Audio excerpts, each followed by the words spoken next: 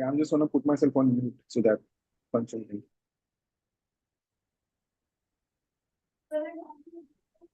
Hi, Ronak.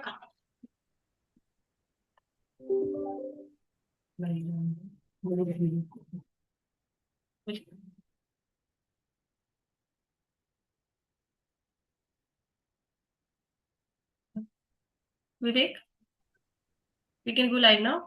Yes, we are live. We just wait for more people to join in.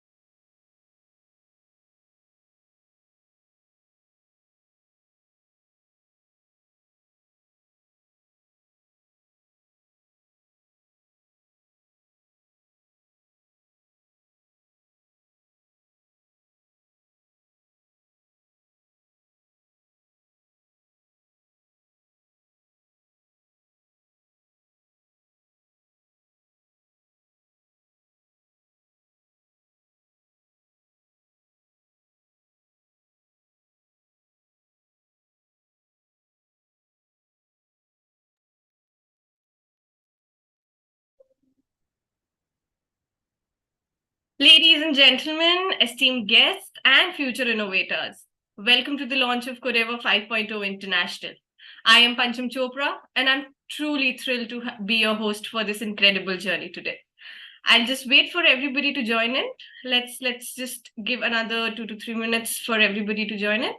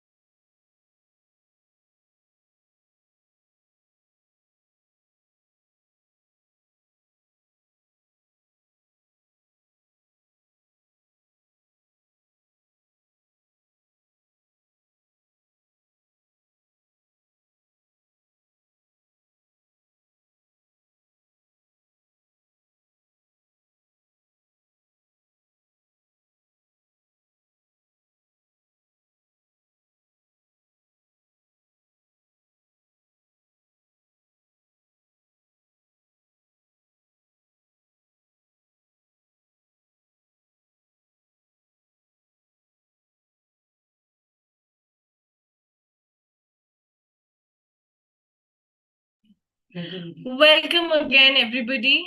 So innovation and entrepreneurship are the driving forces that shape our world. And today, we are here to celebrate and discuss how they inspire the young minds of tomorrow.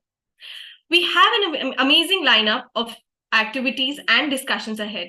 So without any further ado, let's take a look at our itinerary for today's event. We'll be starting off with a keynote speech from Mr. Vikrant Goyal from Inventant Education. We'll go forward with the panel discussion, a keynote speech from Mr. Ramanan Ramanathan sir, an introduction to Codeavour, followed by the stories of our Codeva young innovators, with the final Codeavour launch. And we'll take you through the website as well as the social media promotions, a collaboration opportunity for all our guests here today. Okay, so our keynote speaker are the trailblazers who have made significant contributions to the world of innovation and entrepreneurship. Please join me in welcoming Vikrant Goyal. Introducing Vikrant Goyal, sir, co-founder of Inventant Education, a pioneering K-12 educational publishing company specializing in STEM education. With extensive experience in the field, Vikrant sir brings a unique perspective to the world of educational publishing, combining his background in education and technology. As the driving force behind Inventant Education, Vikrant sir oversees the development of innovative STEM educational materials and programs, integrating technology and education to enhance learning outcomes. Inventant Education is committed to transforming the learning experience for students, making education more engaging, accessible, and relevant. Thank you so much, Vikrant sir, for joining in. Over to you now.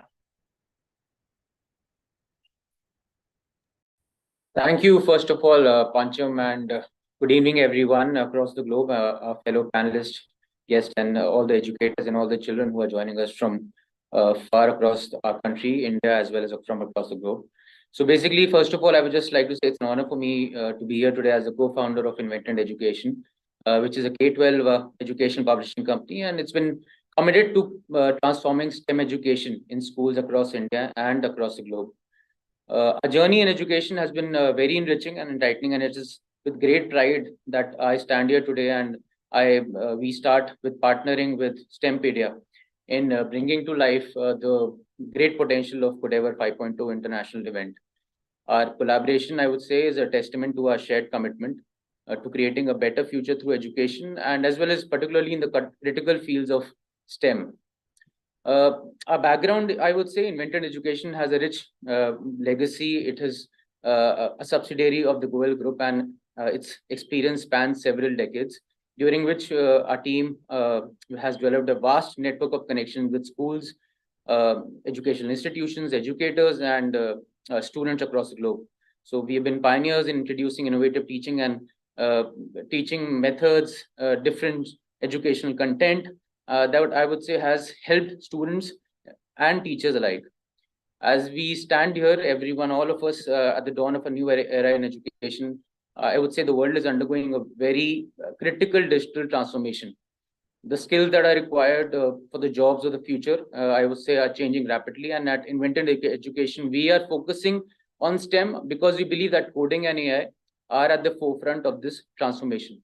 These are not just the essential features for essential skills for the future, but also essential skills for today. Coming to the event, the Codeva 5.0 International, I think with its global reach and its commitment to fostering innovation and entrepreneurship among young minds, I would say it is a perfect platform for all of us to extend our mission, and also for us specifically at Invented Education. The theme of the event, New Horizons, I think it deeply resonates with our mission at Invented Education as well.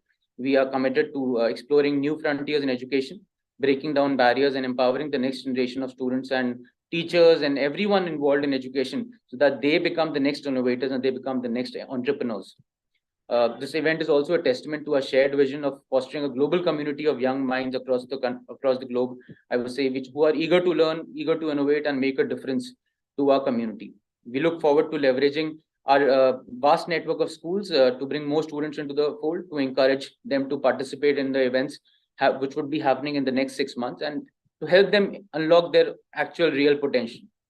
I think this year's introduction of the global physical events with regionals across India, with nationals across various countries, and the grand finale in the UAE provides a very unique opportunity for students to really come together, interact, and come together, interact, and showcase their talents on an international stage. I think many students from our country, India, would not be able to get this chance to really interact with international students had it not been for the fantastic team of STEMpedia and the Codeva 5.0 team and all our fellow panelists present here. I think the innovation and entrepreneurship track, as well as the AI Robocity challenge, all of which I have been very deeply, I think I really want to get into very deeply technically, and also want to understand all these technical aspects also are a fantastic, exciting additions to the year's event. And I think they would be offering the participants the chance to deeply dive into the world of innovation and to brainstorm and to develop solutions to real world problems.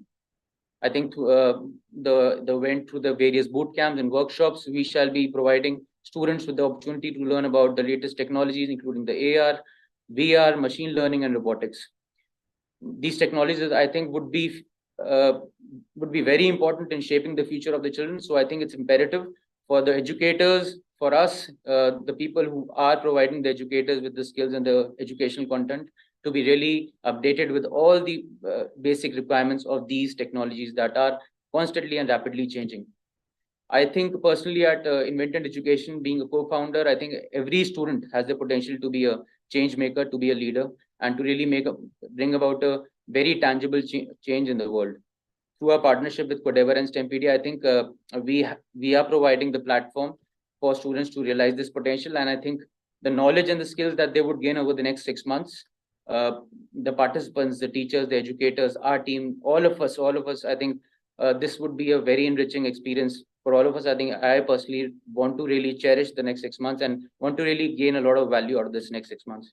So I think just to close the entire speech, I think the future is filled with endless possibilities, and Inventant Education is really committed working with all of you to unlocking these possibilities and to empowering the next generation of students across the globe, not just India, and to create a better future for us all. I would just like to thank you to all the team members of the STEMpedia team, all my fellow panelists, and I would just like to say, let the real innovation begin. Thank you so much. Thank you so much, Vikrant sir, for your valuable words. It was quite insightful. Now, without any further ado, let's dive into the heart of today's event, the panel discussion on the importance of innovation and entrepreneurship on young minds.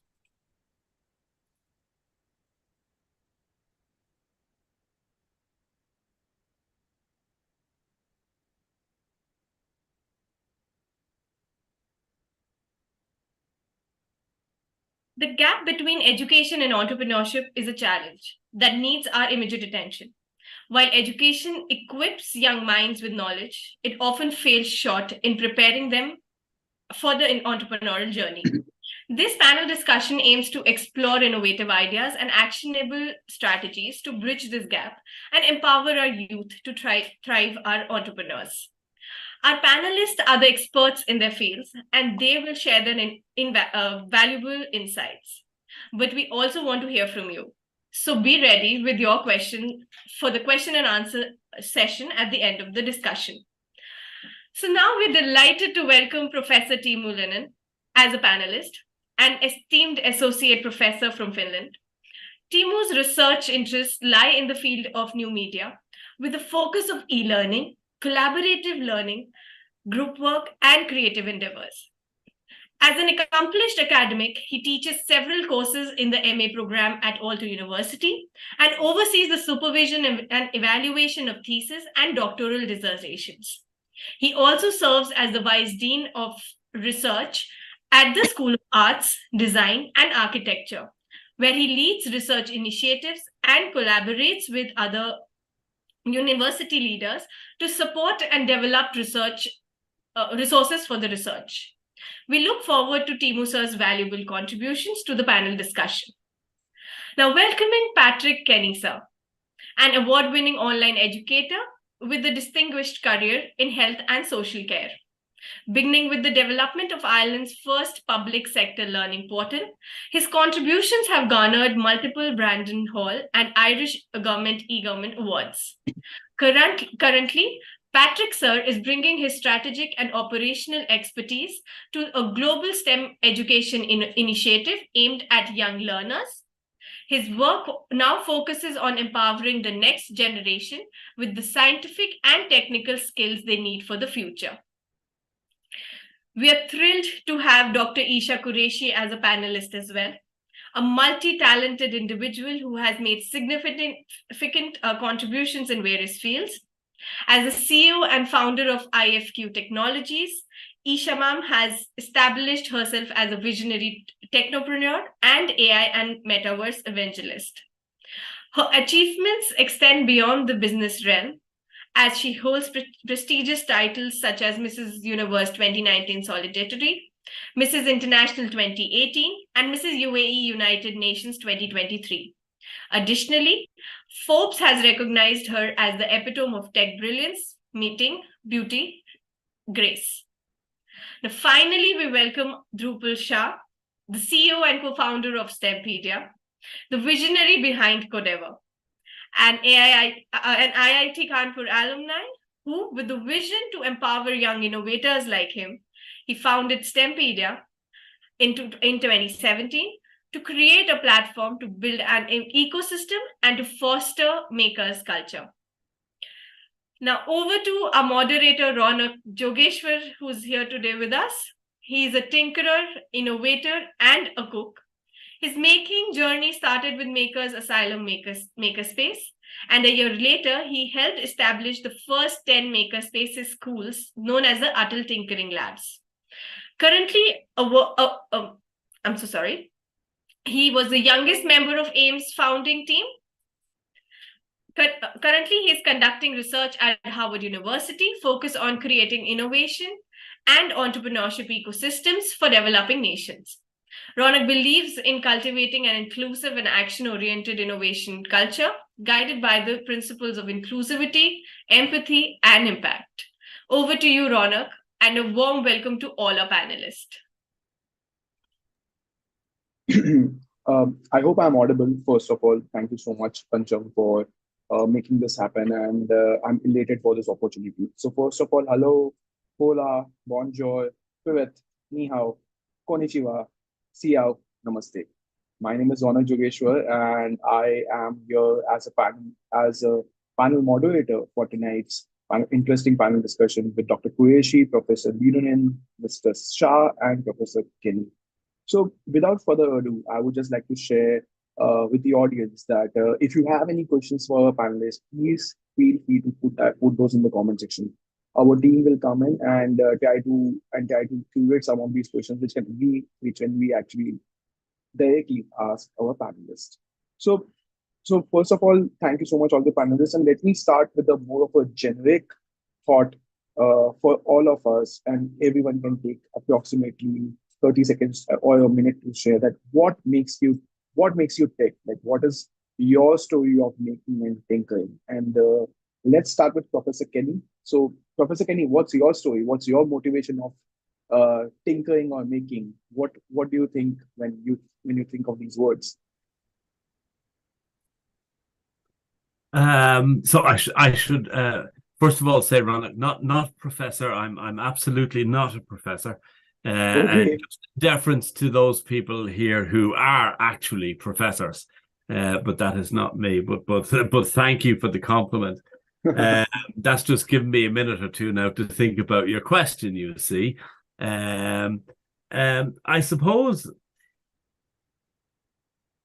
for me, all of the technologies that are emerging today at an absolutely ferocious pace. I think that they are perhaps, for the very first time in human history, a genuine opportunity for liberation right across the board, irregardless of where you live, where you've grown up, what your circumstances are. The ability to reach right across the globe and to communicate with others, to trade with others, to collaborate with others, for me is, I think, one of the profoundest developments, absolutely, certainly over the last couple of 100 years. And that is what motivates me. I love the fact that people can work together right across the globe. They can make friendships, form alliances, collaborate, learn from each other, and also maybe even a little bit of teaching. So that's what does it for me. I think we may not be able to hear you, Ronak. Yeah, no, you're muted. There you go. Okay. Yes, I was just ensuring that I am not disrupting your call. So yeah, so I think for today's panel discussion, I'm gonna go away with a lot of interesting notes. So I've already started writing about what your thoughts are based on the liberation right across the border. That the borders are just now becoming a cosmetic thing, to be honest. Like globally, we are collaborating with each other.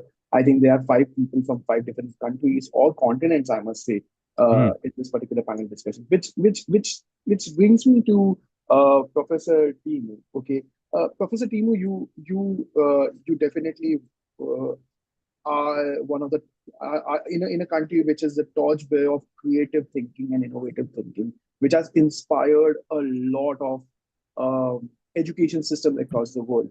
Okay, what has been your motivation around how to gamify this, how to make this particular interaction with technology enjoyable for young students? What has been your story, your motivation?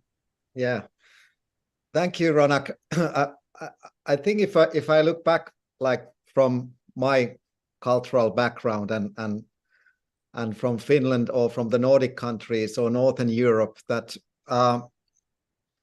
we have I mean, we are not the only one that have a long craft tradition, but somehow living in a relatively poor country like Finland being for a long time, it's been super important that people are able to do things themselves.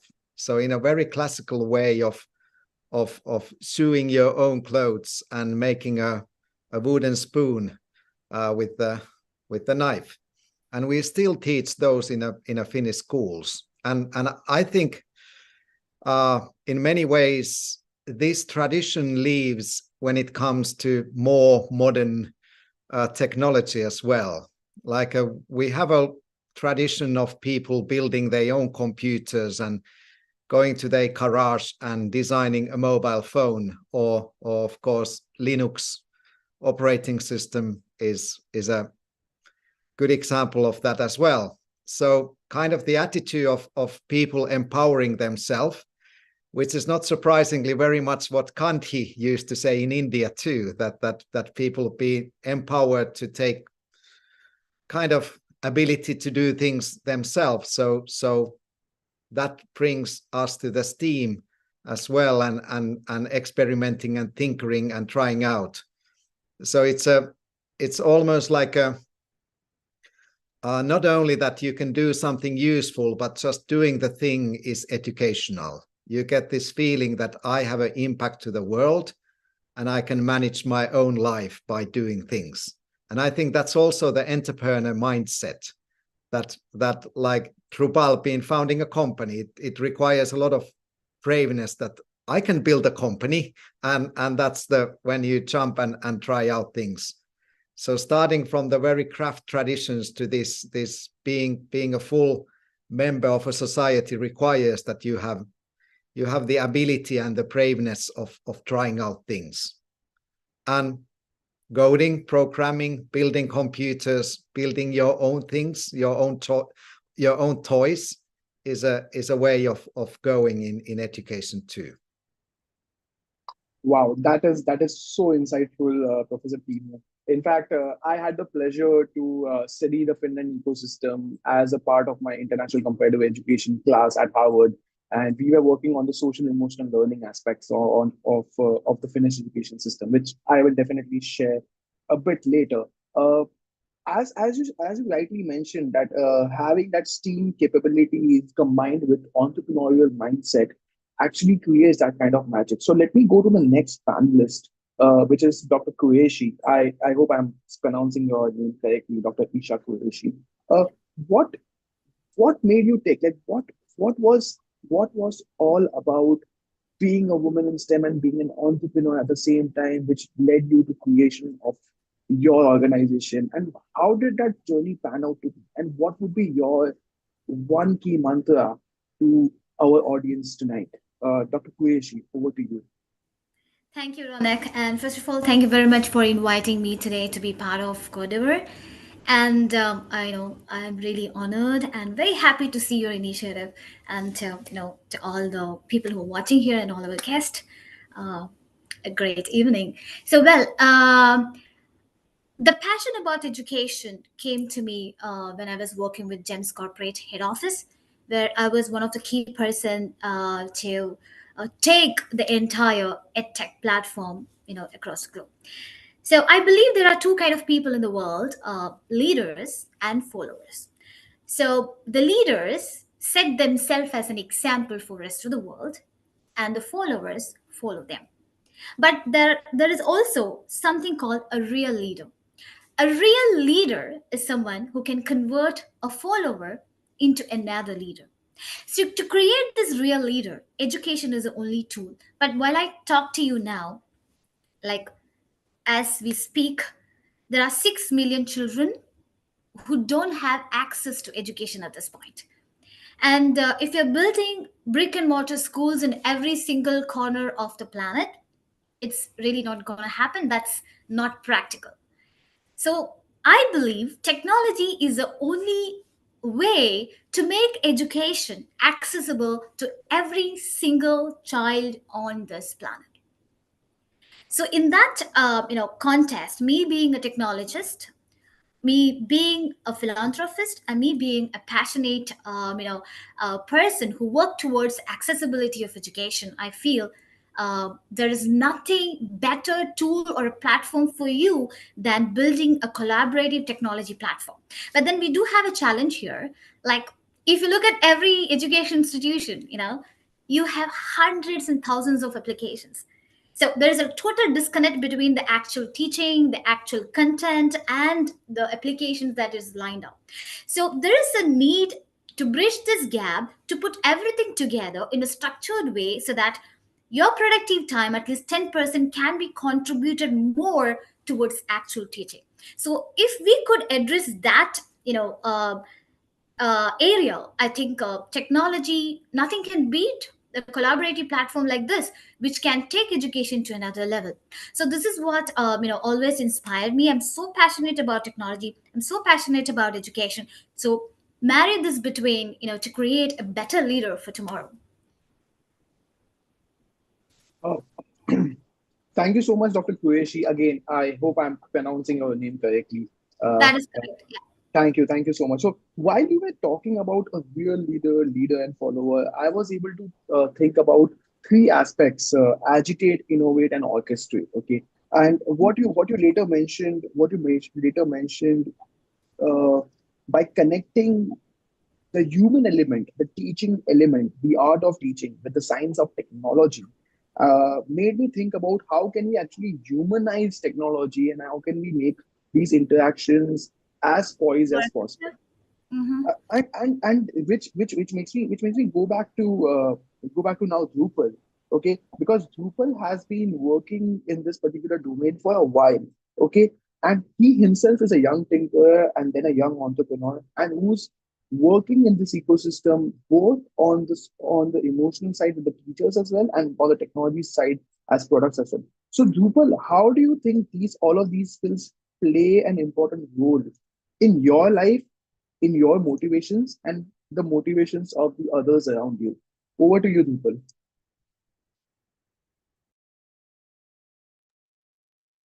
Dhrupal, we can't hear you.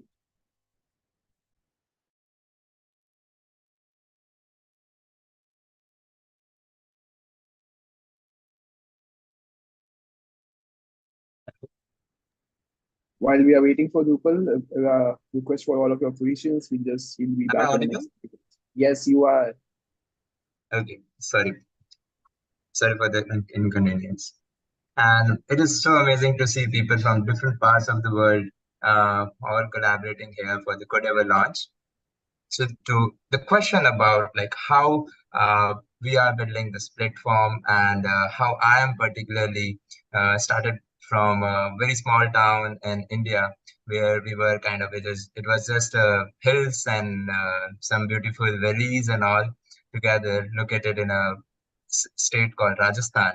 And then we used to play around is what we will call is that tinkering or making nowadays. is like we would be kind of making bows and arrows of sometimes using kites. Like in India, we fly kites on some special occasions. And when we were kind of in schools, we used to do play around with different kinds of like things without any sports kind of, let's say, court or anything. There was no court in any of our school. It was just simple some small garden and all. So it's kind of different thing for us when I was young. Like it is kind of learning by playing, making different kind of things. And that's how we started. I started my early childhood, I would say. And gradually I was at IIT Kanpur, and we were making some wonderful projects for different industries. Like one was for a crime branch robot for a bomb disposal squad. It was, of course, kind of not a full-fledged product. It was just a prototyping, right? How we learn kind of exploring different things. And at that time, we realized that it will be wonderful if we can democratize the technology.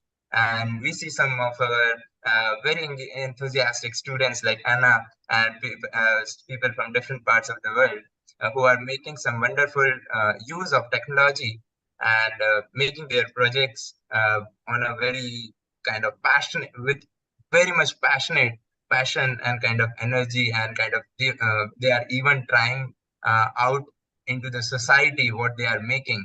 It is fine, like it might be not a finished project, a finished product, but the way, right? So what is making tinkering and technology? It is kind of exploring different things, combining all together. And then if it works, of course people will take that as a product. But that experimentation is very essential for me and for everyone. And I think that is what I will call as that tinkering and making. Thank you so much, Dhrupal. I personally really resonate with this particular aspect because I think both of us are mechanical engineers, so we share that love between with each other. While I was reading through all the responses, there's some very interesting and very particular questions from some of our participants, and I'm just gonna do the second round more into asking questions from what our audience is talking about. So let me start with Professor, Mr. Kenny. I think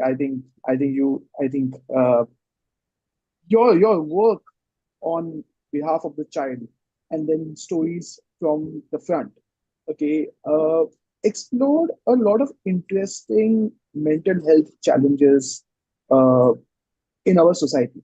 Okay, so I just wanted to know that how, or the audience, the question is that they want to know that how does, if I'm reading it correctly, what is the role of social emotional learning and technology working together in this aspect? Because in a post-pandemic world, we think that these aspects are really important, and technology has to be human. That's it. Wow. That's a really big and I think very important issue right now. As you know, Ranak, AI is emerging at a rapid pace. And it is, I think, a phenomenon that is not well understood, not at all well understood. From my perspective, these emerging technologies like AI and all of the others, those that allow people to find new ways to express themselves creatively, I think will, or have the potential at the very least, to enable people to find a different kind of fulfillment. I was just thinking actually earlier about my own education and what I think. I was looking at the topics that you had identified earlier. For me, my education could be characterized, I think, as one that was focused on knowledge transfer. Okay, so a little bit like a hard disk in a computer, a place to store content. Okay. So now it's a long time since I was in school, I promise you. But I think it's not an unfair characterization of the kind of historical education that many of us experienced. It was one of just cramming as much information in here between these two as absolutely possible. And so it is, unfortunately, still the case that you will often hear, particularly secondary school students, university students, ask their lecturer or their teacher, is this going to be in the exam? Okay, so what people are doing is they're cramming stuff in here so they can put it out through these or this onto a piece of paper or onto a computer screen. That is essentially content storage and retrieval. That's what's going on there. Now, I think going forward that I think it has always done a disservice actually to learners. I think what is missing from that equation is the ability to explore, the ability to critically analyze, to think critically about what's going on. Now, you asked about, on behalf of the child, stories from the front. What all of those health dynamics, those mental and social health dynamics have in common is the barriers that get put up to stop us, to make it hard for us to express ourselves. And in that context, it's an interesting thing that we've used the word entrepreneurship a lot here this morning. And Ishha, in fact, was talking a little bit earlier about leaders and real leaders and followers. I would like to see a world where there's no distinction between those things. I do not want to be a leader of people.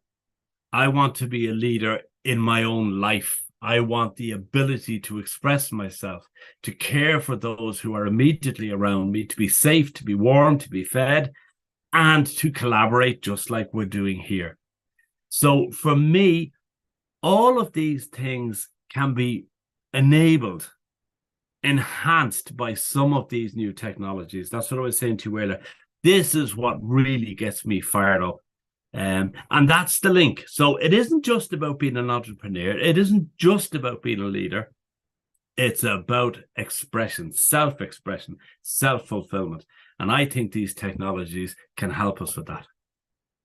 Wow, that's such an amazing response. While you were speaking, there was one specific word which was loudly telling me that this is all about human interactions and empathy. Empathy was my word. Yes. The center word when you were speaking about so many interesting aspects. You also spoke about fulfillment, and one thing that kids or students or even me as an adult, I still play a computer game called Dota. Like earlier this morning, I was playing that game and my father was still like shouting at me like, hey, you should not play games. You are an adult right now. And it is just such an interaction, such an interesting equation that I have with my father that he asked me this question, what makes you, like, what is the fulfillment by playing a game?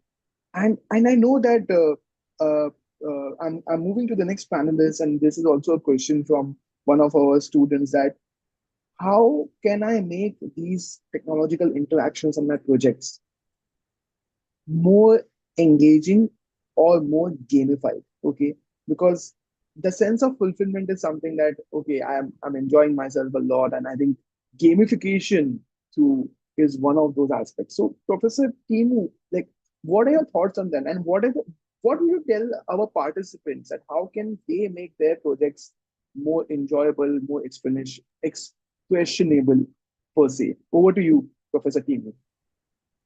Thank you, Ronak. I can't help to continue a bit of what Pat was saying, and also with Dr. Ishha was saying that and then coming back to your maybe more also, Ronak, what you said about playing. I think that the leadership question, and we like to talk in Finland that entrepreneurship is a state of mind. It's not necessarily making a lot of money. It's an attitude and braveness of trying out things.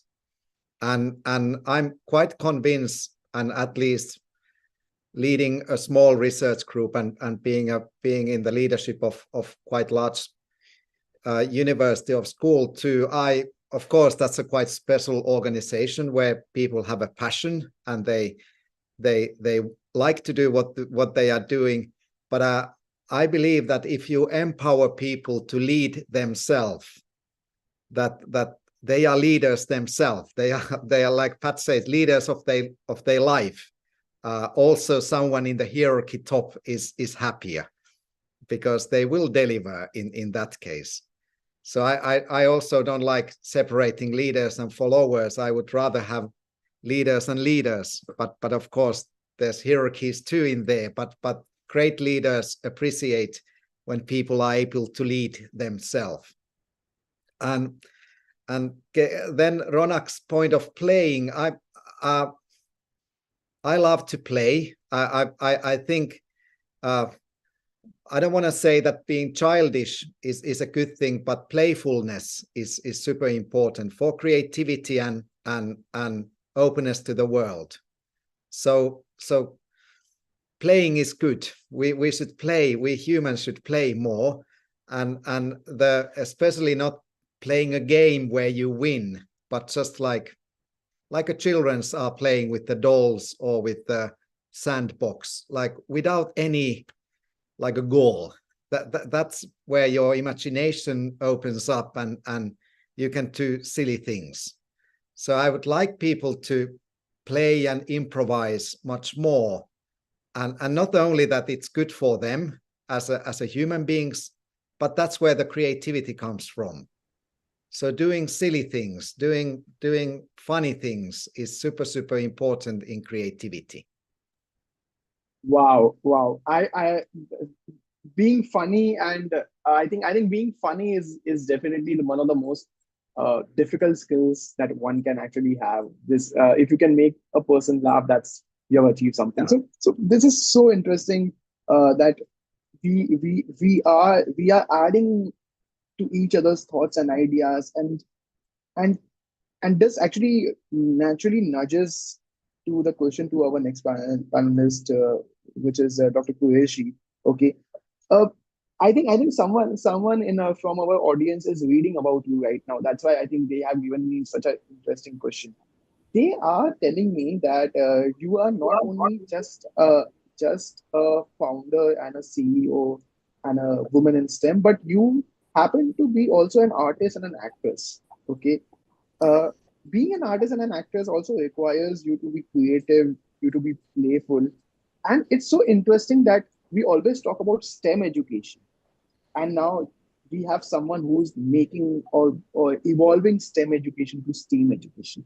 So share your thoughts. Like how do you see yourself integrated in the whole STEM education space as an artist? Like what kind of like what makes you what makes you do more when it comes to arts, learning, and integration? Sure, thank you for the question. So, just before I answer your question, in line with what Pat and Teemu was mentioning, it says that you are what you think you are. So, you are defined by what you think yourself. So, when you define yourself as leader of your life, others perceive the same way. That's how they wanted to see you as. And there comes the inspiration, and there comes the followers. Now, coming to your question, me as an artist, I have never divided technology and art as a two different stuff because I'm always being passionate about my profession and I'm always professional about my passion. So coming to the STEM education, so one time somebody asked me science, technology, mathematics, many languages that students are learning. On top of it, coding, isn't that going to be overload for the students to take it up? So my answer to them is that when you are in a pre-KG or KG1, KG2, grade 1, grade 2, grade 3, you are learning A for apple, B for bravo, or B for boy, or you are learning something little bit, then you go for a word and then you go for a sentence. So the same goes to coding as well. You're not going to create something whole new stuff in one single day, but the idea is to put some flavors into it from the very young age itself. I strongly believe that when we talk about artificial intelligence era, Pat also mentioned that uh, everything is going to be taken over by AI, and it's already there in every single aspect, not just on education. It's there in defense, it's there in health, it's there in entertainment, it is there in anything that you look today. AI is really playing major role, including your climate change to the sustainability solutions, which means the coming generation, it is going to be a very, very mandate to know technology, to be tech savvy, and to learn coding as well. So 7-year-old child, that is the best time any children can learn any language for that matter. If he goes to Brazil, go to Germany, go to Switzerland, or any country, or in India, that is the best time a child is going to learn a new language. This should be the best time that you need to put the flavors about coding as well. It should be taught in every school as one of the language itself. So, very layman's language, an example is that you're not going to learn Shakespeare in grade 1, right? That goes step by step by step. So, but if you understand the relativity, like a cat is chasing a mouse, how big the cat should be, how small the mouse should be, the relativity of it, whether you want to jump and go, you want to walk and go, you want to the drag and drop. So that relativity, children will definitely enjoy, and that can be the first step which will create that interest automatically. Today Emir is my child. He talks about Roblox. He says that, Mama, AR, VR? Okay, about Avatar? I want to have my own avatar in the metaverse. I was like, oh my God, you're just great too. You're talking about metaverse? So that's where the children are, and the Gen Z population is really going to take it to a different level. So I think my artistic skill complemented a lot on the technology in a way which helps me to visualize, to create that, the complete vision, how that's going to be, how the look and feel that needs to be, how the customer experience that needs to be, what exactly the use case which is required in the market today. So to complement in all those areas, rather than just being a developer and develop without you knowing what is the actual need of the market. I think my the UI UX skill that you can call it as, or customer experience skill that you can call it as, or a transition, a layer between the actual actual need of the people and the actual technology requirement, that actually helped me. So in both way, my passion and profession complemented. I think that answers the question. Wow, wow. It's so interesting that you took so many caveats of your personality, from being an artist to an entrepreneur. When I think of UI UX is also a combination of art and sciences. Okay, you need to know how it has to look visually appealing to you, your product or your offering. So with that, I'll take a pause, because of the paucity of time, and I will hand it over to Dhrupal and Pancham and the team. And I thank all the panelists for the wonderful time, for the wonderful insights.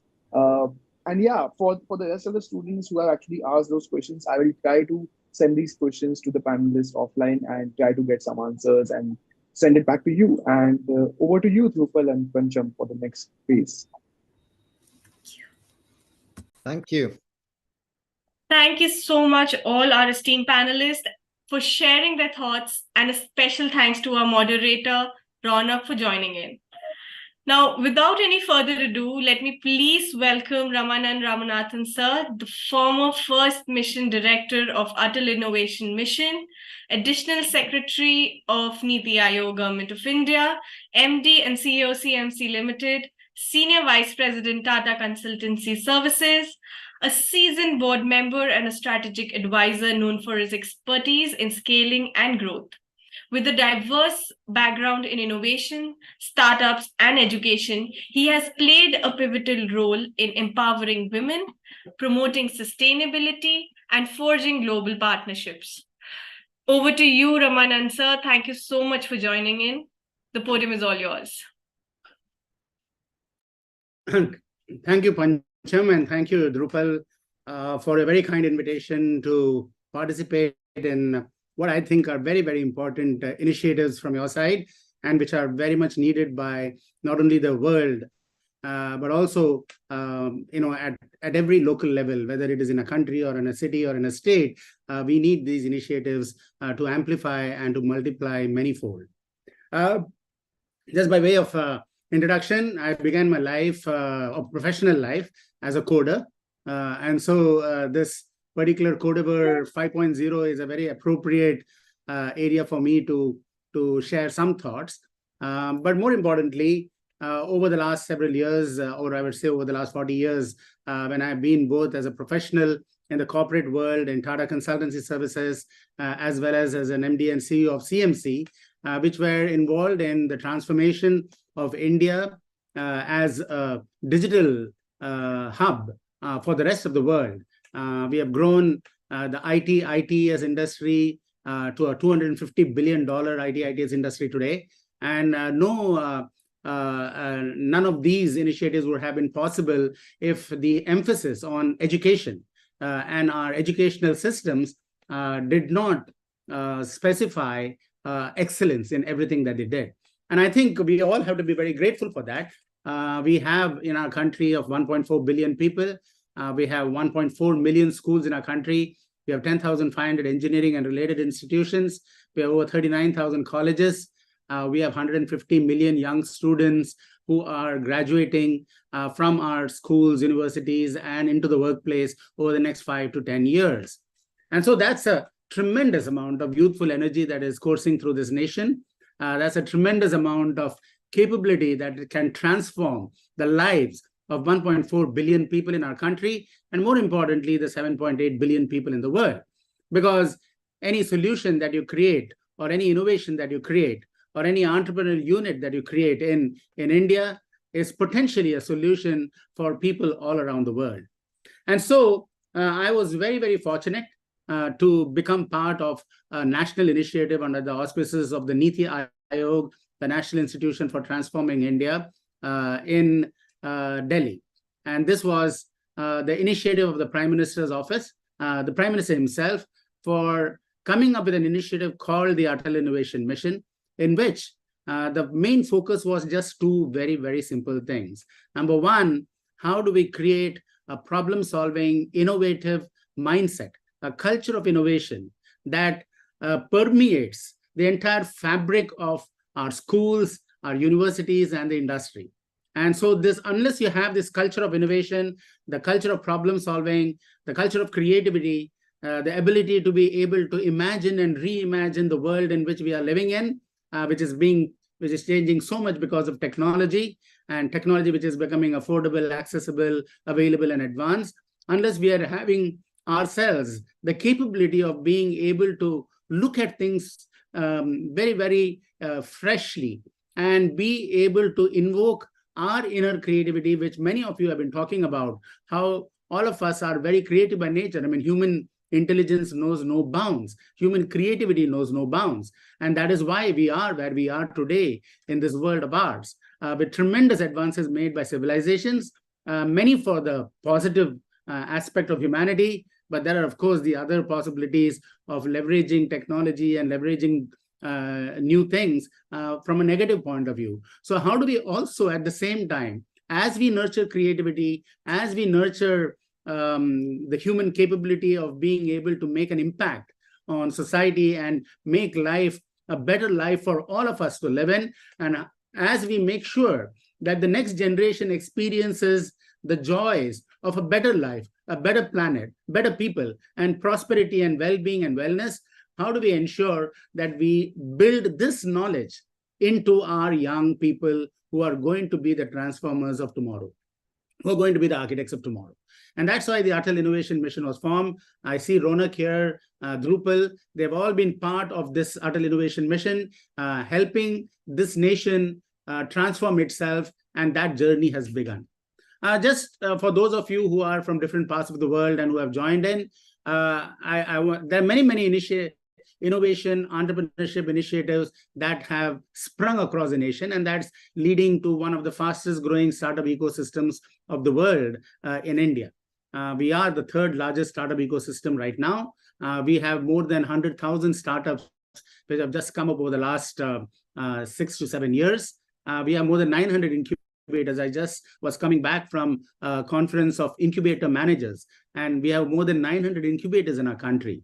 But when we look at the number of schools, the universities, and so on, this is still a very small number, because our people, our young students, they come from the remotest parts of the country.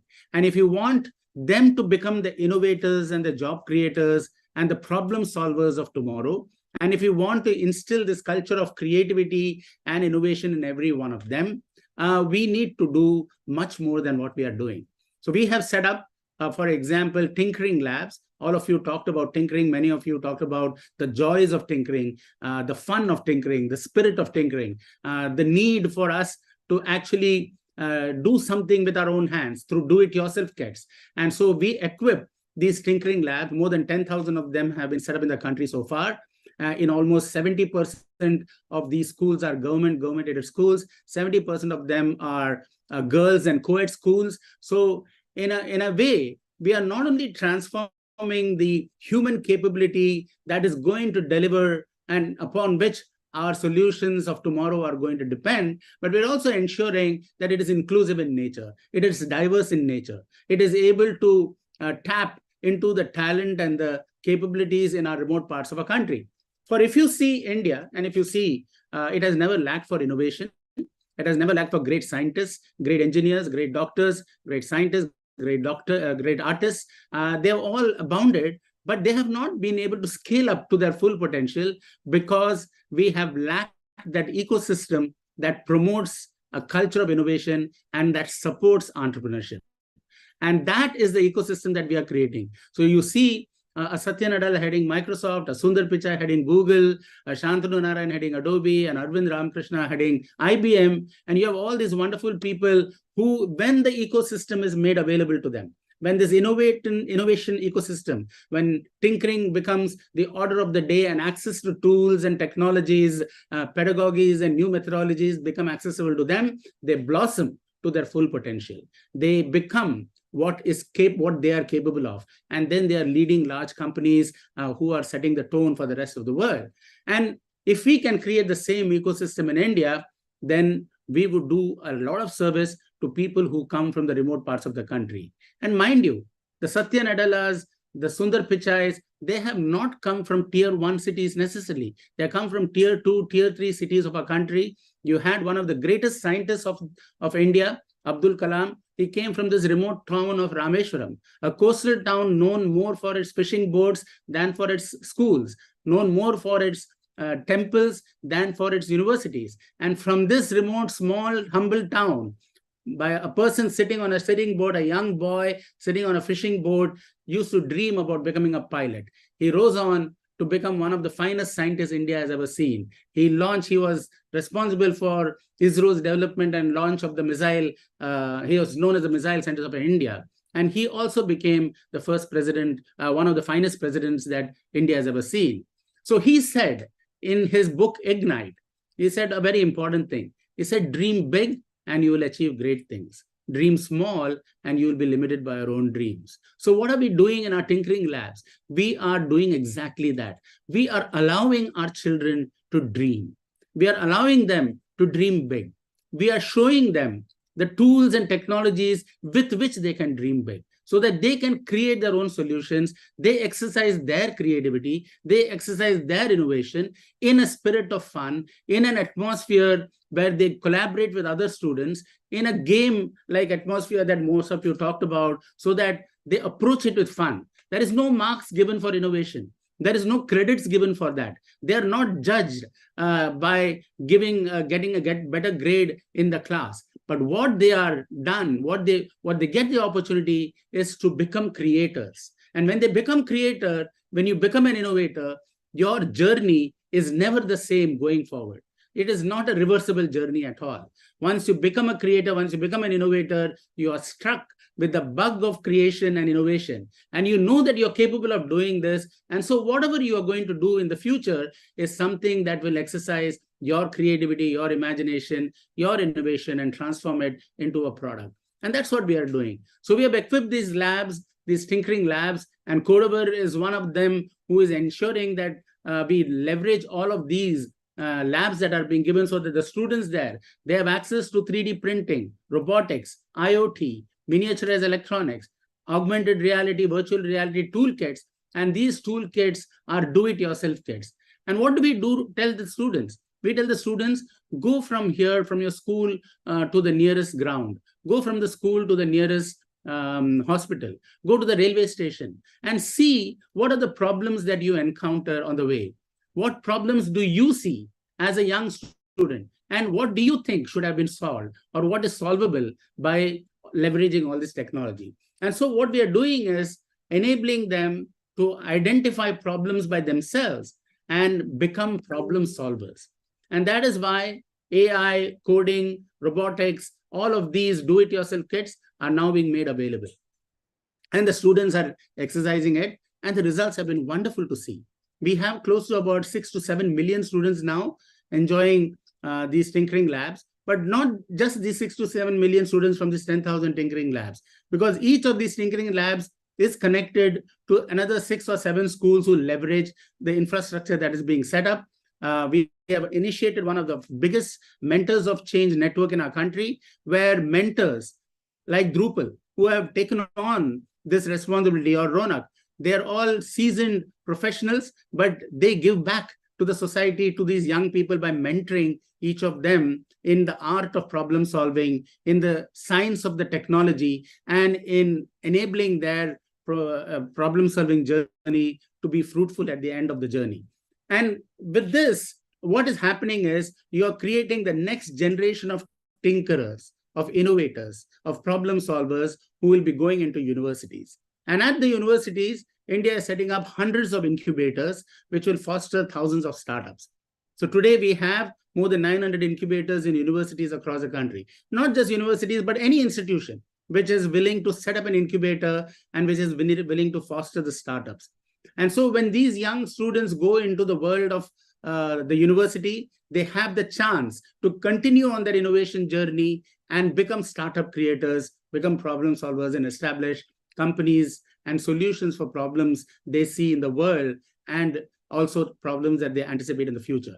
And then when they go into the industry, we are ensuring that we are setting up community innovation centers across the rural parts of the country. And these community innovation centers is a combination of tinkering labs and incubation centers, because you do need to ensure that if you take a remote community in Goa, for example, or in Sikkim, or in Salem, or in Jodhpur, those students in the schools there, as well as industries, are not familiar with the new technologies like AI, generative AI, sensor technologies, satellite technologies, and so on, which are flooding the landscape, drone technologies, and so on.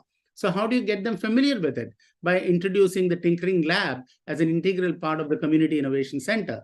But more importantly, the community innovation centers will also work with local industry and will ensure that they throw challenges that the local industries and the local community faces. For example, in India, those of you who are aware of the demographics of this country, we have 650,000 villages. We have 715 districts. We have 8,000 small towns and cities, and we have only 8 tier 1 cities. And everybody flocks to the 8 tier 1 cities in order to improve the quality of lives and their living. Now, that's not a sustainable proposition. We need to create 8,000 hubs of innovation and job creation. And if you want to do that, we want to instill this problem-solving culture and the ability to support their innovation at a community level. And if you're in Goa, for example, those of you who visited Goa, you would know that the fishing industry, the shipping industry, the mining industry, the tourism industry, the cashew nut industry, these are the local industries of Goa. So how do we spur innovation in all of this? By making sure that the tools, technologies, tinkering labs, incubators, community innovation centers, all are converging in that particular place to create local jobs and local innovation. So this is the broader picture of what is happening in India. And it is having tremendous positive effect. For example, if you go to Salem, there was, and that example is there on the YouTube, there was an interaction between the Prime Minister and a school, a girls' school, where students between grade 6 to grade 8 created a solar panel IoT-based irrigation management system. Now, how wonderful is that? To create a solar panel IoT-based irrigation management system when you're in grade 7 or grade 8 and be able to use it. They've actually, the farmers are starting to use it. And that is because in the city of Salem or Thoothukudi, where this particular school is, they always suffer from irrigation problems. They suffer from droughts. They suffer from lack of electricity. And so they said, how can we address all these three things together? And the students, girl students, came up with this wonderful innovation. Similarly, in Sikkim, where waste management, they're very particular about waste management, and the group of students decided that we will have robotic-enabled waste management, segregation, and collection.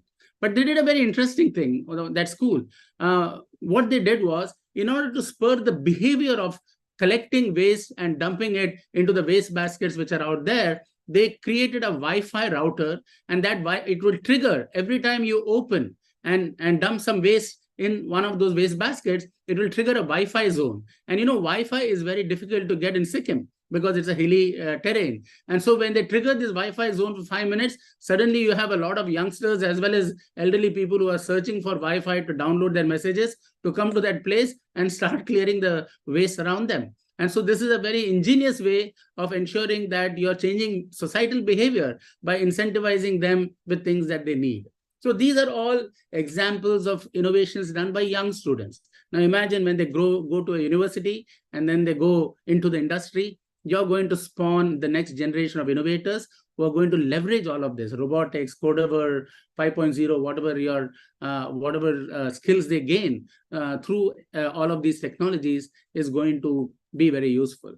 Now, I just want to conclude by saying a couple of things. One, there is a lot of worry about artificial intelligence and so on, and what impact will it have? And I always wonder, why is it that we fear artificial intelligence when we have been dealing with human intelligence for such a long time, for so many years, and we have only become better because of it? And if at all there are problems, we have as much problem with human intelligence as we can see with some of the turmoil that are happening in the world. And when human intelligence, we have had this, and we are worried about what artificial intelligence will do, I think it is the most, it's the most ridiculous of all worries. What AI will do to us is enable us to become more creative. If you look at the world of programming, the world of programming has systematically moved from machine level programming to assembly level programming, to COBOL, to C, to C++, Python, HTML, and so on and so forth. With every advance in programming, you are making programming easier, but you are enabling higher levels of programming, higher levels of creativity, higher levels of speedier output to be created, and the outcomes to be realized. And that is what is going to happen with AI. AI is going to become a tool, a powerful tool to aid human intelligence, which is already out there. I mean, you are not going to lose your human intelligence, but you're going to leverage your human intelligence to better leverage AI and to be able to create many more things that are much more useful. Say, for example, music. There was a beautiful lecture that I heard from Mr. Vijay Govindraj, who's an ex-HBS professor and who is now with Dartmouth University. He has created an entire class which has only leveraged AR, VR for being able as use cases. So what they have done now, they wanted a set of students to come to India to experience a village life, to experience the challenges of India and say, how can you create solutions for meeting the challenges of India? Now that's the objective. Now you're not able to get the students here because it is costly, all the logistics are there, their health may not permit, COVID-19, etc., etc. So what does he do? He has created films of direct interactions with the villagers. He goes to a village, he works with an organization here, they take a complete interview of a village, with the people, with the farmer, with the kirana store, and so on and so forth. And now you have a student sitting in the United States, getting a full three-dimensional interactive view of exactly as if he is located in that village and he is interacting with that person.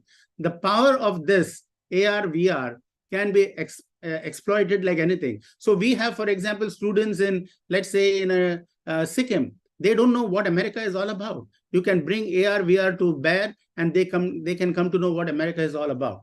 Your lessons in geography or science or technology or engineering, you will become more and more creative in being able to enhance the quality of education through AR, VR, through AI, through sensor technologies, through robotics, and through artificial intelligence.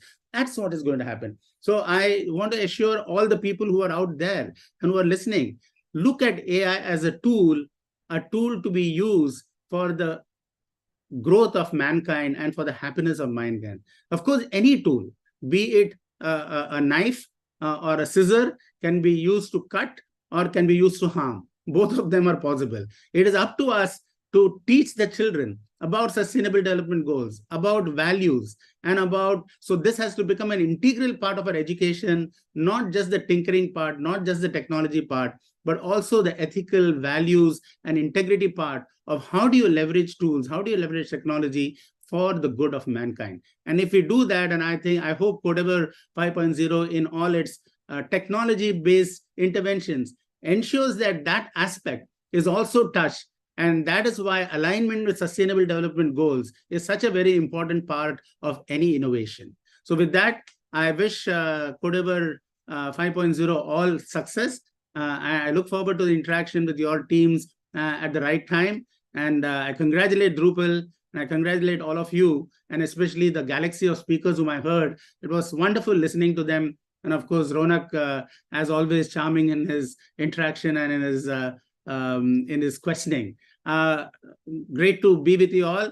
Thank you so much, and happy to answer any questions if there are. Thank you so much, Ramanan sir, for your motivating speech and your guidance to bring such wonderful opportunities for students all across the country. Thank you so much for joining in. Thank you. Thank you.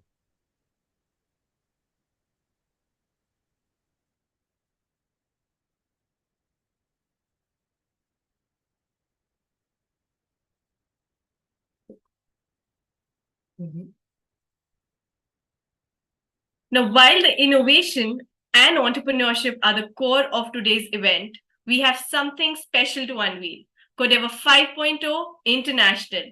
But before that, let's create some excitement.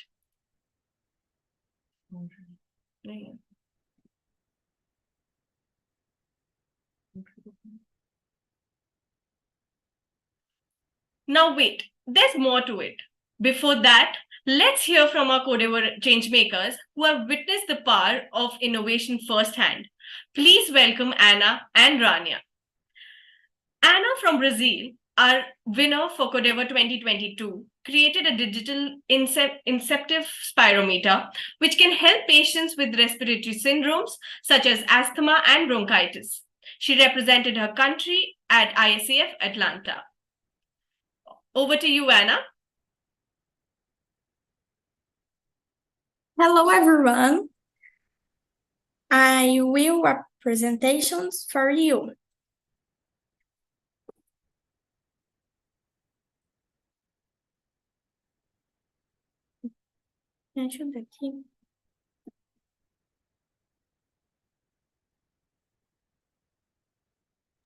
Anna, do you want to share a presentation with us? Yes. Just go and share screen and you can do that.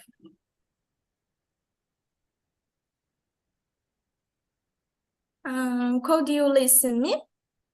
Yes, we are able to hear you. Okay. Hello, everyone. My name is Ana Elisa from Brazil. I discovered Codeavour through my mentor a year ago.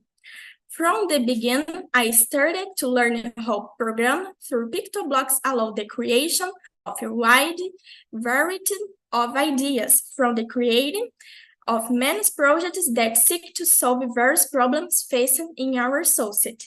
I have created a digital incentive spirometer which can help patients with respiratory syndromes such as asthma and bronchitis. It features respiratory therapy games created using PictoBlocks to make breathing exercises fun and motivating patients to remember on the treatment. With PictoBlocks in my project, I was able to become a finalist and the largest pre-universe science fair in the world with General ISF held in Atlanta, USA. And it is incredible how Codeavour and PictoBlocks talk you so far giving me the opportunity to represent my country. My journey in the Codeavour was incredible because I had the opportunity to have new experiences and learnings, and was able to share my project with other people's and value other people's projects too. I'm very grateful to have participated in this competition because otherwise I never have been able to acquire this knowledge. I was able to learn a lot from Codeavour, especially how Codeavour and AI can help to solve real world challenges. After I had the opportunity to become a Codeavour ambassador, I was able to have new challenges and experiences that positively impacted me in academic learning. I look forward to inspiring young innovators like me to participate in Codeavour and show their true potential.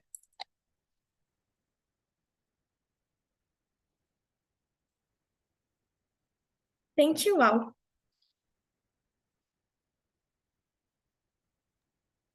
Thank you so much, Anna, for sharing your wonderful story. Now we are proud to introduce Mrs. Rania Abel Obeid as a Codeavour ambassador. As a STEM advocate and educational consultant, Mrs. Obeid holds a master's degree in educational leadership from the University of Dundee, UK. Currently, Mrs. Obeid serves as the Director of International Programs for Smart Learning STEM. As a Codeavour ambassador, Mrs. Rania brings her passion for STEM education and a commitment to empowering students and educators.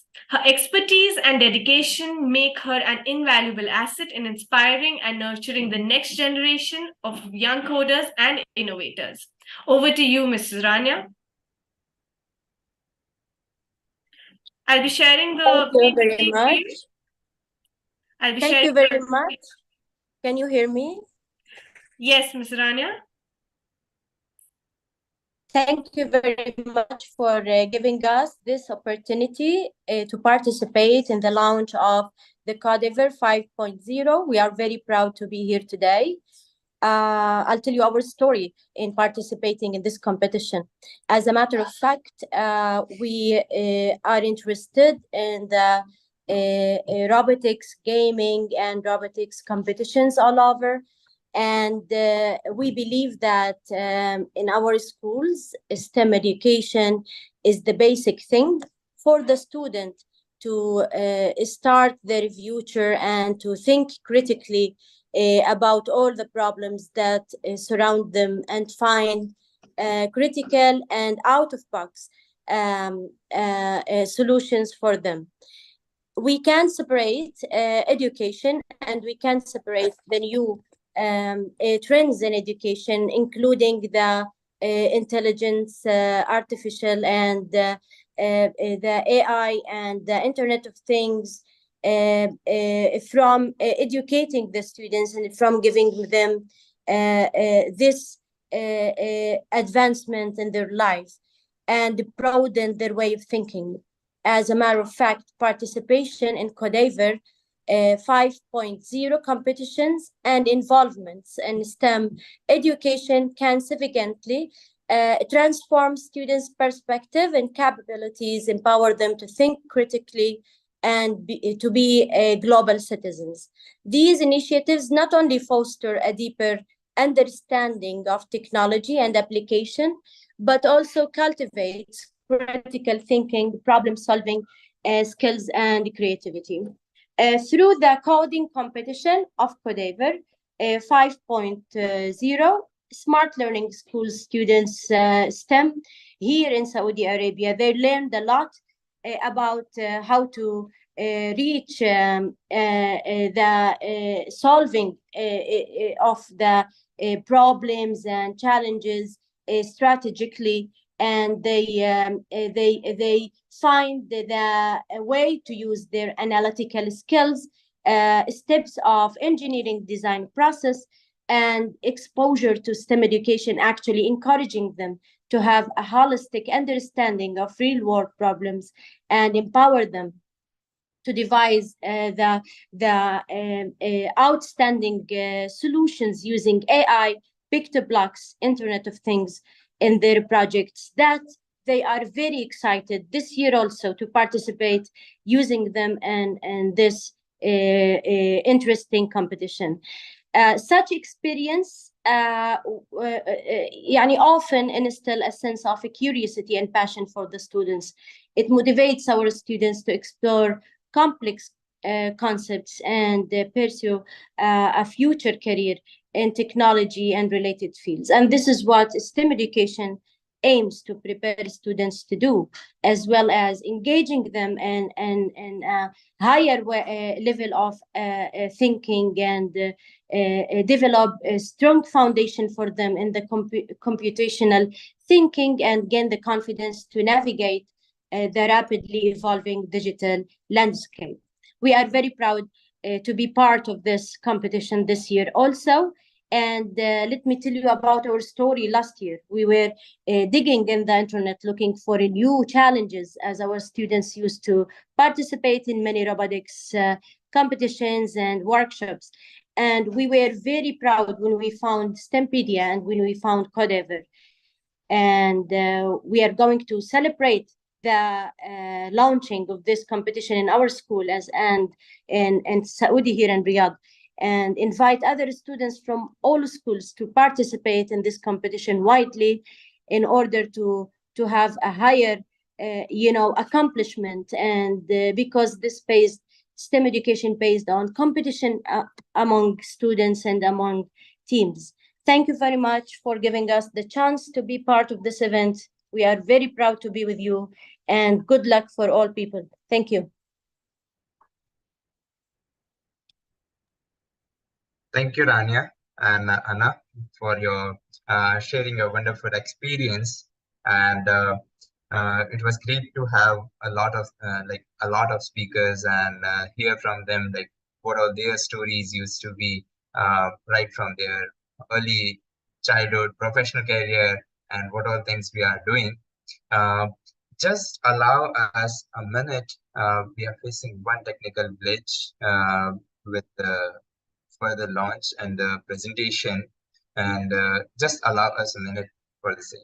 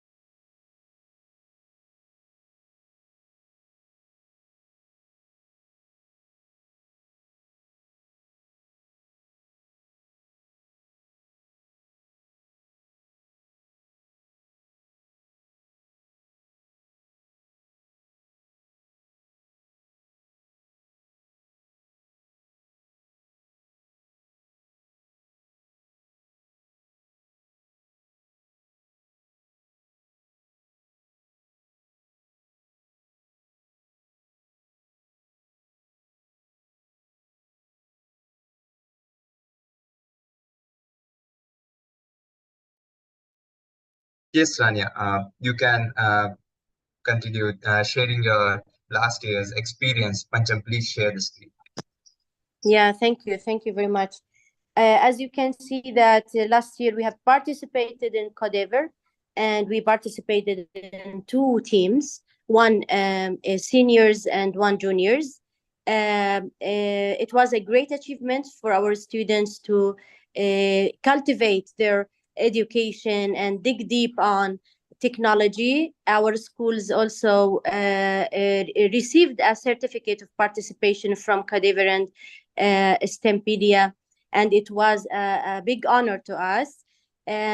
Our students, the junior team, they won the first place, and they made a great accomplishment participating in the field of the competition using robotics, using programming, and there was a continuous feedback from the Codeavour team all over through the steps of the competition, along with their trainer, Ms. Hiba Ikhlasi, and two students, Masa and Razan, two little girls. They were very excited about this competition, and they did all the steps by themselves.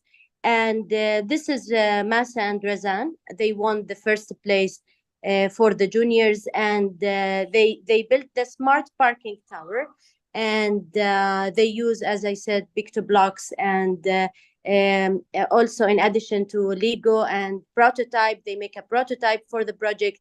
And this year they are very excited also, many other girls excited to participate. What we do actually, we make these girls who won last year present their experience to other students in our school and other schools in Saudi Arabia. And through this, we ask all students to participate in today's event and in the future event of the competition and to register, because we believe that the more students involved, the better competition we have, the more, competitive soul we have among the students in STEM education, the better results we have, because it's about the journey. It's not about reaching the destination. And thank you very much again. Let's listen to Razan, but I can't hear her voice. Masa voice is not showing.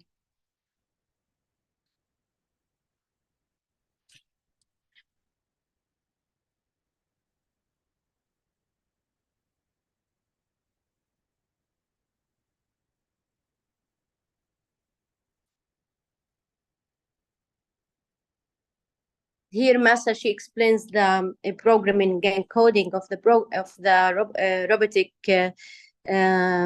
project, but the voice is not shared on the presentation.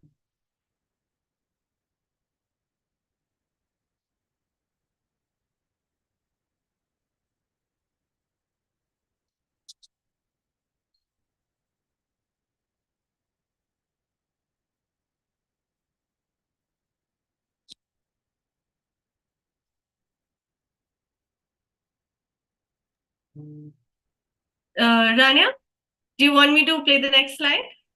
Yes, please.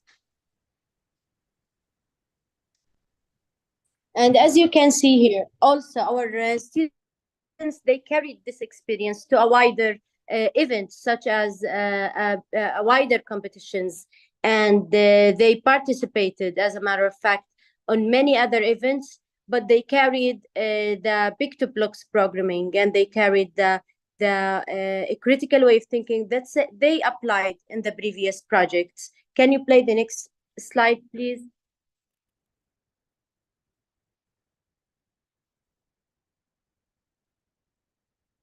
We really thank the Codeavour for their appreciation last year and for their cooperation. And we are very proud to have this collaboration with the Codeavour competition last year. And we are looking for more collaboration and partnership maybe in the future with the Codeavour and STEMpedia on the level of the school and in the level of the kingdom of, and in the level of the city and other schools who are interested in this competition. Thank you very much for giving me the chance to talk about our experience and sharing this with you. And it was a pleasure meeting all of you. Thank you so much, Rania, for sharing your experiences and with our budding innovators this year. And this is completely a motivating speech.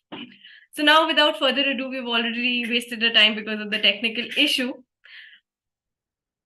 And now, the moment we'll all be waiting for, the grand launch of Codeavour 5.0 International. Here it is.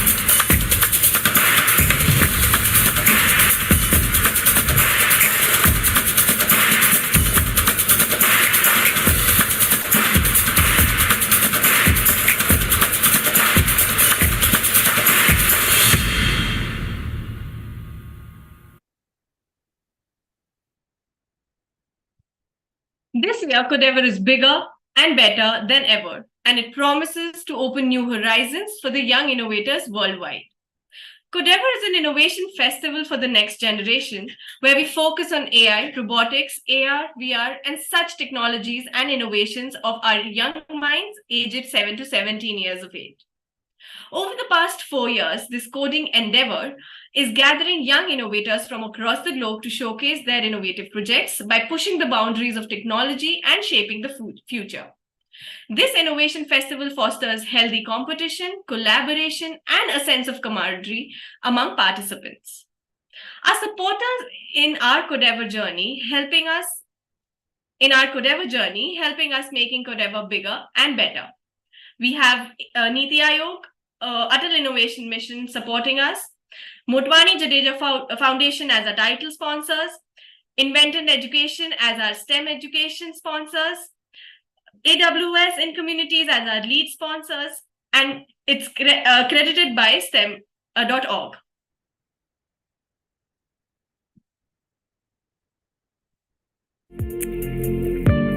Let's have a quick look at the innovation submitted by our young innovators last year. I am 15 years old. It is a device for respiratory physiotherapy and can be used in the treating various pathologies, such as respiratory sequelae left by COVID-19. Hi, I'm Leah. Let me tell you about my project. What I have here is a smart fridge which I made to help blind people with their daily life by saving money.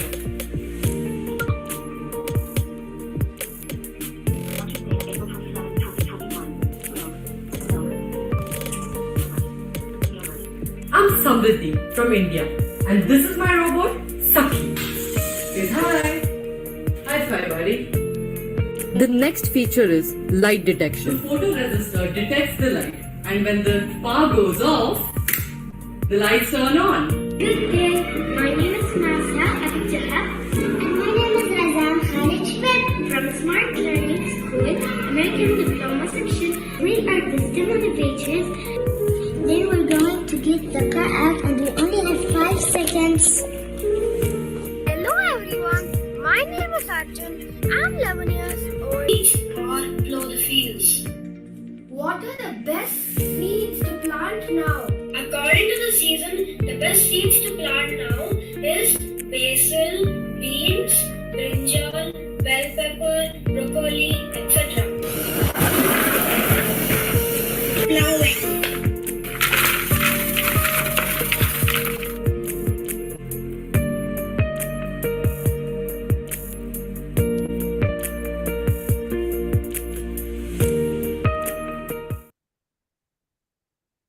We are making it possible for all our young innovators to use their creativity and critical thinking to innovate and create a project that solves real-world problems around them, which in exchange makes them sensitive towards the well-being of this world.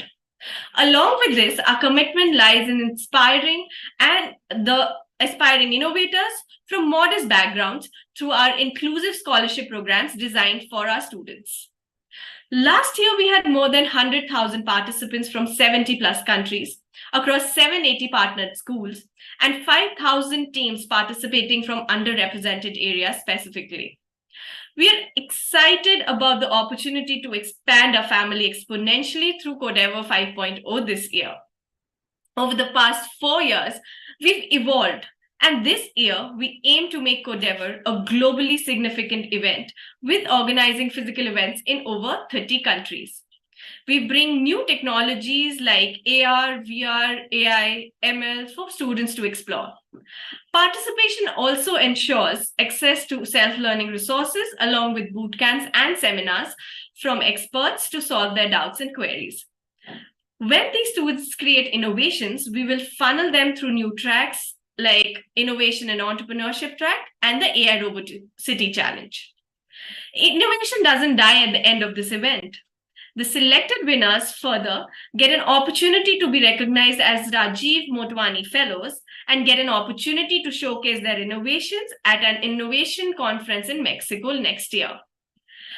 Anyone from the age of 7 to 18 years old can take part in Codeavour International as per the following age groups: elementary 7 to 10 years old, junior 11 to 14 years old, and seniors 15 to 18 years old. The students can also take a part individually or make a team of maximum 3 members along with a mentor. The first track this year aims at innovation and building entrepreneurial skills of our innovators by motivating them to shape their entrepreneurial vision by learning to pitch their ideas to the world. Let's know more about the participation in the track 1. All the participants must meet the age group and team size criteria. The project should be aligned with the following themes: save the environment, strengthen the health infrastructure, revolutionize the agriculture, educate the world, and automate the surroundings. The project should be programmed using PictoBlocks only, and they can use coding environment available inside the PictoBlocks. In case of any hardware-based projects, only the hardware that is compatible with PictoBlocks is allowed. That is Quirky, Evive, Microbit, Arduino, Boffin, T-Watch, TC-Bits, Lego, etc. PictoBlocks-based projects where no hardware is used are also allowed to participate, compete, and win. Wherein the second track will allow our young innovators to use all the 21st century technologies to solve the real-world challenges and make the world a better place. Let's know more about the participation in the track 2. Showcase your expertise in robotics, machine learning, intelligent systems as you shape the future of smart cities and redefine the possibilities of urban living. The AI RoboCity Challenge is a physical robotics and arena-based competition. Participants will use their Quirky to carry out real-world challenges aligned with the visions of the United Nations Sustainable Development Goals. There are 11 challenges, and the students have to complete all as many as possible within the allotted time. To maximize your progress in the track 2, the aim to enhance your robot's speed for the efficient transportation of vital components from one location to the another, thereby activating the designated area within the arena. This challenge will foster innovation, critical thinking, team building, and other essential 21st century skills. The participants would register on Codeavour website, learn and build through our learning resources and workshops, and submit their innovations for the competition. We plan to scale our events in 14 cities in India as regionals and host a national level event in collaboration with our country partners across 30 countries. We are happy to take forward our collaborations to different country partners and ministries to make Codeva bigger and better. To introduce our prestigious partners, Ministry of Education Malaysia, CKBS from Ghana, NEEM Academy from Nepal, IoT Kids from Iraq, Orientation Center from Sudan, Al Jazari Robotics from Algeria, Robotna from Jordan, MITS representing the entire Caribbean region, Shaguf from Egypt, Codeavour from Indonesia, Scitech from Syria, Bibactics from Nigeria, and Unique World Robotics from UAE. But this is not all. We have more and more partners collaborating with us to reach out to more and more young innovators around the globe. And that's not all. We even plan to host an international showdown in Dubai, where participants from all across the globe would come together and showcase their innovations. Following the start of the registrations today, these registered teams will submit their innovations for consideration, and then the winners from different national levels will compete in the international event in Dubai. The ultimate motivation of the students is always rewards and prizes. And this year, we have a total of 100 prizes worth 45,000 USDs. Along with these, our main highlight would be rewarding the extraordinary girls in STEM. The Livelihood Award, which is powered by MJF, AWS Innovator Award, and some special awards for our educators as well, who have helped our students to become champions. The highlight, as I earlier mentioned, is the Rajiv Motwani Fellowship Program for the top 20 students aged 15 to 18 years, along with their mentors.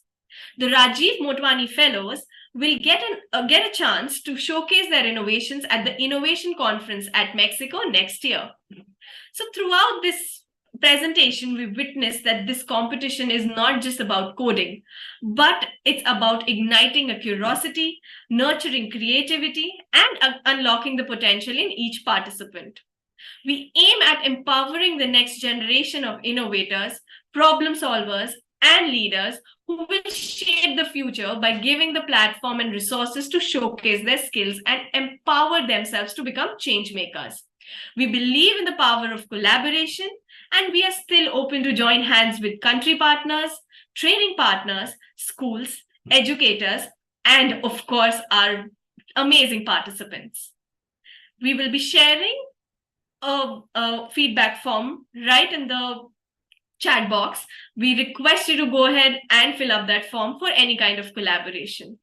I would like to thank all of you for being a part of this incredible launch event, and we hope you leave here today inspired and ready to embark our journey of innovation and entrepreneurship.